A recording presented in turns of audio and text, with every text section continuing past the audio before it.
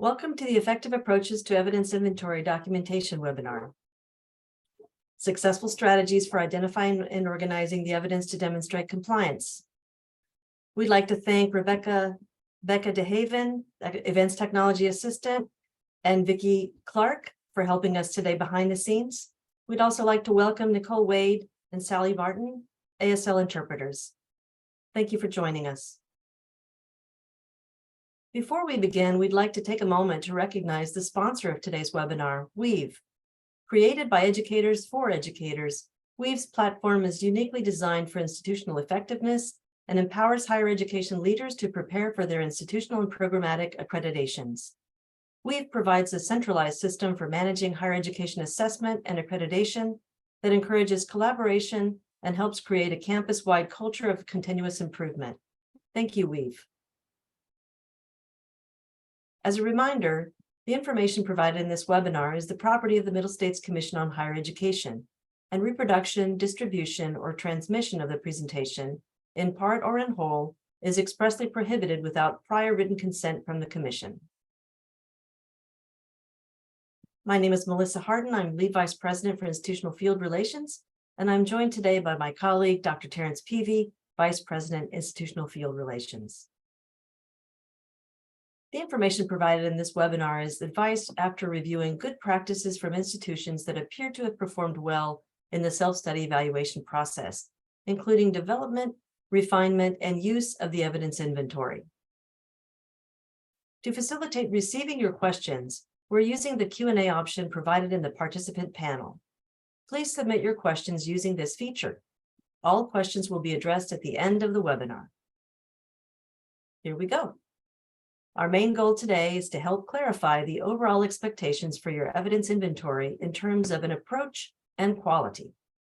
We will identify differences between policies, procedures, and guidelines, as well as structures as they relate to quality evidence and the need to ensure accessibility, accuracy, comprehensiveness, and efficiency when developing and implementing an evidence approach. We will also evaluate various expectations regarding well-functioning evidence based on good practices in higher education.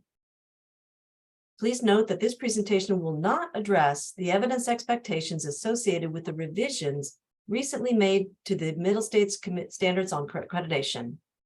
A separate webinar has been scheduled later this spring, and more information can be found on our website. We use the term evidence inventory to mean the repository of documents institutions assemble in preparation for an evaluation visit or some other compliance event. In the past, institutions created some type of evidence inventory, documentation roadmap, document room, or exhibit room, and evaluators reviewed the materials in order to document compliance. Institutions still create some sort of internal approach to collecting and archiving evidence to support the standard working group's inquiry and document compliance. The inventory may get refined as the process progresses. However, institutions must upload their evidence in the Middle States portal, which is where the peer evaluators are able to access an institution's evidence inventory. And just a reminder, evidence is required under the Commission's accreditation review cycle and monitoring procedures, which states that the institution will upload the self-study report and all supporting evidence to the secure Middle States portal on the due date, which is no later than 6 weeks prior to the on-site evaluation visit. The evidence inventory is relevant because it is a resource available to evaluators and commissioners to evaluate what is identified in the self-study narrative and confirm and clarify compliance with the standards for accreditation, requirements of affiliation, and other requirements. Why is the evidence inventory relevant beyond just archiving documents? A well-crafted evidence inventory can be used for compliance with the standards and continuous quality improvement and advancement of the institutional mission. You can enhance the value of your evidence inventory by responding to common expectations of quality, which we'll talk about today. The goal is to avoid a documentation approach with thousands of pages, hundreds of links, and otherwise massive amounts of information that are unwieldy and not directly aligned to the standards of institutional priorities. We hope this webinar will help you think through the best approach for your institution. Commission staff have asked evaluators how we can provide tools, training materials, and guidance in the interest of improving member institutions' performance during accreditation visits. Those who responded in surveys and focus groups gave the following feedback. Information found in evidence inventories seems to have little connection to the self-study document narrative, making it difficult to confirm claims made therein. This is feedback that will help guide you as you prepare your evidence inventory to avoid some of these issues. Another observation is that evidence documents and/or the self-study narrative contain institutional jargon, abbreviations, and/or document titles that were difficult for an outsider to understand. Another comment. Evidence provided by the institution has little relationship to the standards and their criteria. And finally, a common observation is that evidence inventories contain thousands of pages when representative samples would suffice, or they provide data without any analysis, conclusions, or recommendations. On the other hand, some institutions have excelled in the area of developing and leveraging linkages between the self-study report and the evidence inventory. We'd like to talk about 4 elements of effective evidence approaches based on experience and discussions with commissioners and evaluators. The first is utility. Whatever evidence approach an institution takes to provide documentation to demonstrate compliance with standards and their criteria, the evidence inventory should contain information that is useful to both institutional stakeholders and evaluators. Include documents that are limited within a certain time range and focus on documenting compliance to a specific and related criterion. Second feature, objectivity. Provide evidence that is objective and only includes information that is complete, reasonably unbiased and accurate, and appropriately representative. A third feature, integrity. An effective evidence inventory has integrity when it is appropriately secure and reasonably accessible. Confidential information is effectively protected, and an institution has given thought to ensuring that information is secure by adhering to national, state, and local regulations. The fourth feature, reproducibility. Be sure to have the evidence inventory information backed up, or have some kind of backup plan to ensure you will be able to submit the materials into the Middle States portal when it comes time to submit the evidence inventory. We've all had to scramble when we lost documentation electronically. My colleague, Dr. Terence Peavy, will talk about institutional capacity, the ability of an institution to apply its own policies and procedures through appropriate administrative structures. Dr. Peavy. Thank you, Dr. Harden. One of the 2 areas we will address in some depth in this webinar has to do with documenting that an institution has appropriate capacity to remain in sustainable compliance with commission expectations. Institutions can do this in a myriad of ways, including through self-study narrative, group interviews during the evaluation visit, and so forth.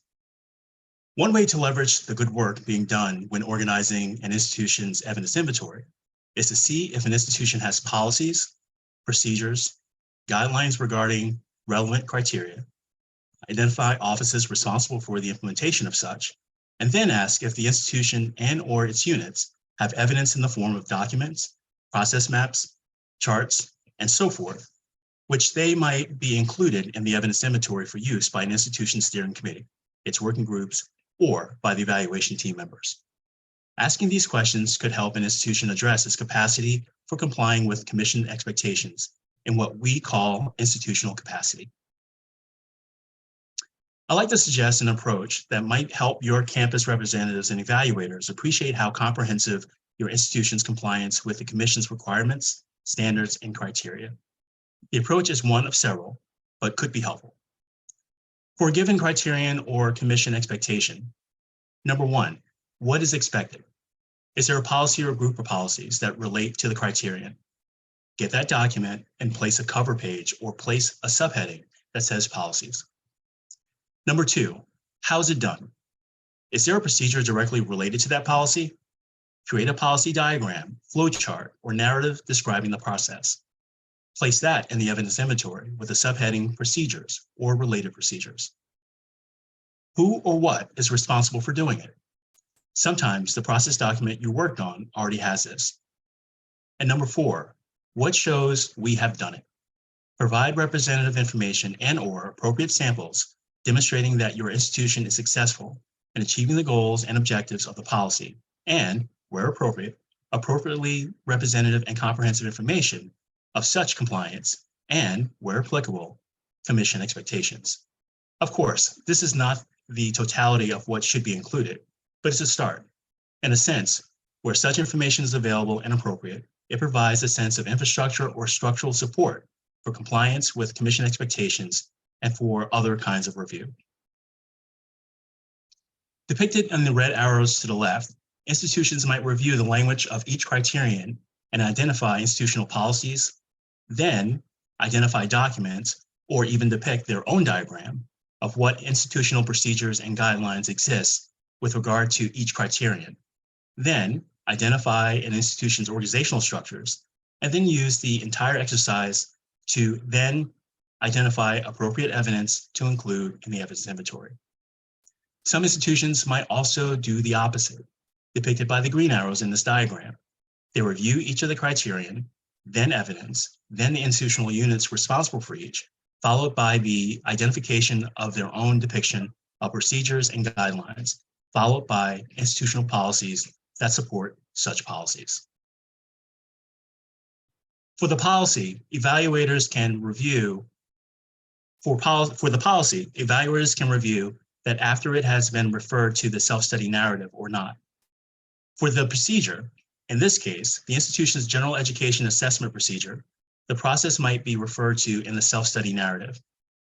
It is hoped that evaluators would understand more about the institution's general approach to compliance with the commission and other agency requirements, and then move on more seamlessly to evaluating how assessment and evaluation information leads to continuous quality improvement through a well-organized, sustained, and useful assessment process. For example, here an institution depicts a course approval process so evaluators can understand the process accompanied by the organizational chart answering who is responsible for implementing the processes related to this. The process is represented through a work chart. The process is represented through a workflow diagram, and those responsible for implementing the process are represented on the organizational chart. Of course, there are multiple ways of doing this, but uses the strategy-enabled evaluators and commissioners to explain an important process up front and identify whom they should go to when they like further explanation or would like to discuss the process. And here, an institution represents its general education results over a 2-year process in multiple categories of the institution's general education student learning goals, including mathematical reasoning, social scientific reasoning, humanistic inquiry, and other areas. Note here that the institution not only represents its general education results, but also represents in the final column what appears to be a demonstration of how the general education assessment process resulted in improvement. The results of this table might lead to appropriate narrative in a self-study document about what actions were taken to the evidence, such improvements or two conversations between self-study and evaluation team members and an institution's representatives to evaluate the institution's compliance with commission requirements of affiliation and standards of accreditation. Commissioners will also be able to review this to evaluate compliance. Note also that the table is comprehensive enough, it would seem, to enable its readers to initially skim through its contents initially to know that the table purports to represent and relatively quickly evaluate the extent to which it could be useful to them as to perform their work. Institutions can use summary tables such as what's represented on this slide to observe what, in this case, appears to be general education categories, outlined in blue, with the year of the last review, outlined in green, followed by assessments by assessment team that considers assessment reports with their recommendation, and then, including in the final column to the right, an outline in red with some evidence of implementation to carry out targeted recommendations made by the evaluation team or assessment team.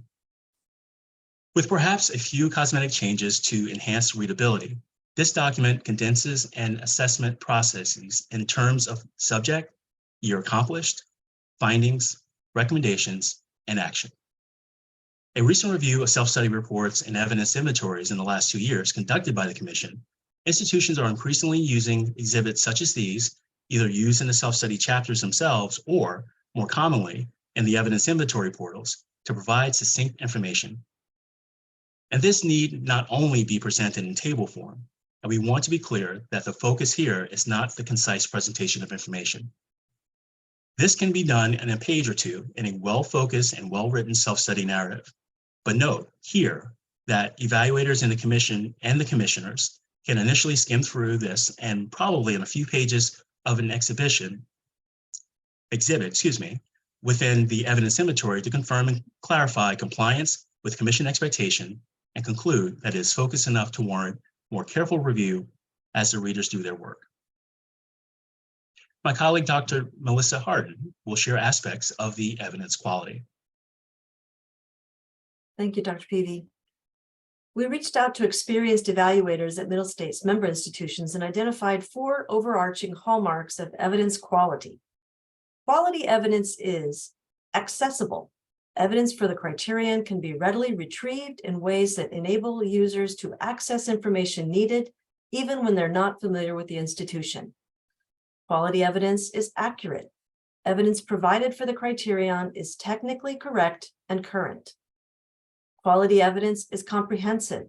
Evidence is sufficient to address compliance with the criterion, both institution-wide and, where applicable, for individual units. Finally, quality evidence is efficient. Evidence provided for the criterion is concise and enables users to perform their work in a timely fashion. Let's look at each one. The quality of labeling or a naming convention cannot be stressed enough.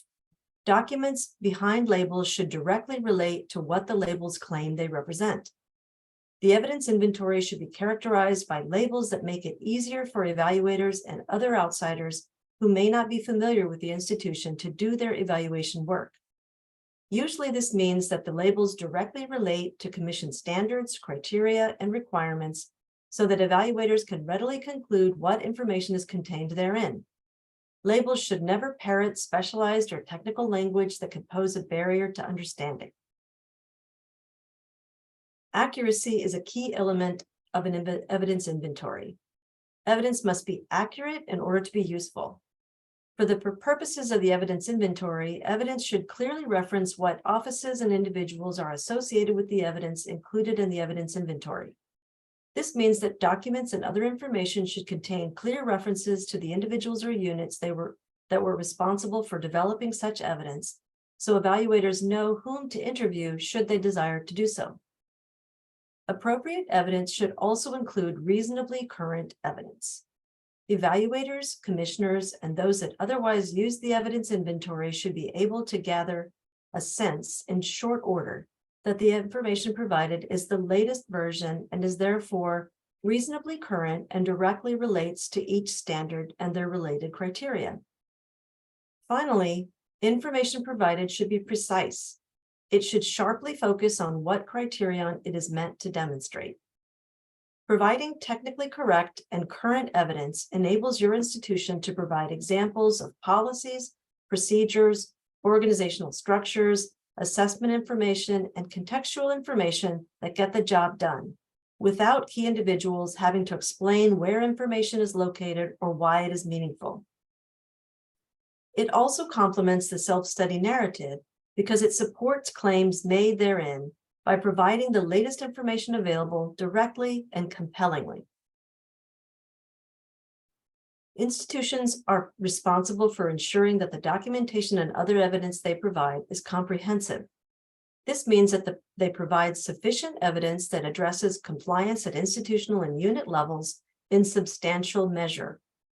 Information provided should demonstrate compliance across an institution.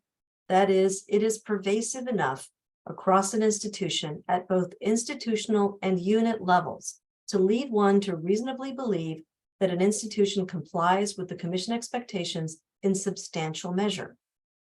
together with the self-study narrative and on-site interviews as a result of the peer review process, members of your institutional community, self-study evaluation team members, and commissioners and commission staff can observe compliance with commission expectations in ways that are appropriately representative, meaning that the exhibit center and related self-study narrative contain an appropriately representative sample of evidence. Think, for example, of appropriately representative samples of syllabi. Not all syllabi if an institution chooses to provide syllabi as evidence in the evidence inventory. Think about providing assessment reports that lead evaluators and others to confirm the institution engages in periodic, systematic, and sustained efforts across all programs, not just for those programs approved by specialized accreditors, should these be a form of evidence your institution chooses to provide. Notice here a hypothetical institution in which an institution has chosen to include a high-level summary of the plan for one of the general education student learning outcomes. They also note where additional results and use of results can be found, as well as the rubrics. There could be one for each outcome depending on the size and complexity of an institution, and it could provide a nice snapshot of the quality of the assessment process at the institution.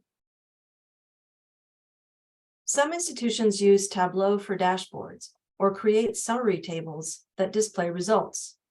These types of data summaries should align with the appropriate standard criterion narrative in the self-study report. This is an example you might find in Standard 5, Educational Effectiveness Assessment. Enabling evaluators, commissioners, and your own staff and faculty to perform their work efficiently is key. An efficient evidence inventory should facilitate, not distract from, efforts to confirm and clarify ongoing compliance with commission expectations. Information provided in the evidence inventory should be elegantly presented in ways that do not require extraordinary effort on the part of institutional stakeholders, self-study evaluation team members, commissioners, and others who may be in the position to evaluate an institution's compliance with commission expectations. Information provided in the evidence inventory should enable evaluators to do their work within a reasonable time frame without a need for them to have a deep awareness of institutional culture, nomenclature, or lingo. Some institutions provide a glossary of institutional terms, which is a notable emerging good practice across the commission membership. But if such a glossary has to be visited and revisited by those using the evidence inventory, then this is usually a sign of inefficiency. Documents found in the evidence inventory should generally relate or cross-reference to the self-study narrative to ensure that the evidence inventory facilitates review, not detract from it. Documents included in the evidence inventory should contain titles that are either referenced in the self-study narrative or a cover page or other instrument that relates the documents to the criteria. Evidence should be so organized that users can readily identify the relevance of each document to commission and other regulatory expectations, a concept known as skimmability. An evidence inventory will never contain an exhaustive compendium of all possible documents that evaluators or institutional stakeholders might feel they need to conduct a rigorous review. A so-called everything but the kitchen sink approach is undesirable because it distracts evaluators. For example, evidence having to do with fire codes, state legal opinions, sewage and wastewater systems are always less than desirable because such information is less accreditation related than other types of evidence. Consider this example, used with the institution's permission here. As part of its recent self-study process, this institution provided a succinct summary of the evidence inventory that could be included in the commission portal. Text within the self-study report could point the reader to this. Evidence was provided by the institution to enable evaluators to skim through the labels to see what information was provided. But in this case, the labels are not merely codes, but provide additional information. Note also that the institution provides representative samples as opposed to an overwhelming number of documents that serve the same purpose. At the risk of repetition, a few points are worth emphasizing here. When determining how to label evidence effectively, our suggestion is to keep the evidence inventory user in mind, especially those who are not professionally associated with your institution. Use a naming convention that will be clear to outsiders. Labels should be short but meaningful. This means that evidence inventory users should see labels that are understandable to them. They should be able to see a logical series of labels that make sense. Often, this is done by labels that briefly cite the standard and/or criterion with a very brief description of what the evidence points toward. Some institutions request that people outside the institution comment on the quality of labels, precisely so they can determine how useful it is to outsiders. If sublabels or subcategories are used, these should be consistent across all standards. For example, in this webinar, we suggest subfolders such as policies, procedures, structures, documentation, and evidence, although this approach has its weaknesses. Whatever the approach you choose, we suggest attempts to employ similar labeling across all standards, as it makes it easier for evaluators to do their work. Our main goal today was to learn more about the overall expectations for evidence quality, and we will do this by we actually just participated in the discussion and answer to dive in a little bit more into some of the ideas and thoughts of the audience. We also endeavored to understand differences between the policies, procedures, and guidelines and the structures as they relate to quality, evidence, and the need to ensure accessibility, accuracy, comprehensiveness, and efficiency when developing and implementing an evidence approach. We then evaluated various expectations regarding well-functioning evidence approaches based on good practices in the higher education and other sectors. We hope that we addressed all of this in the webinar today. As we close, we would like to thank again our sponsor, Weave, for supporting today's webinar. You can learn more about visiting weaveeducation.com. Thank you, Weave. Thank you so much for visiting our webinar. Have a great day. Thank you.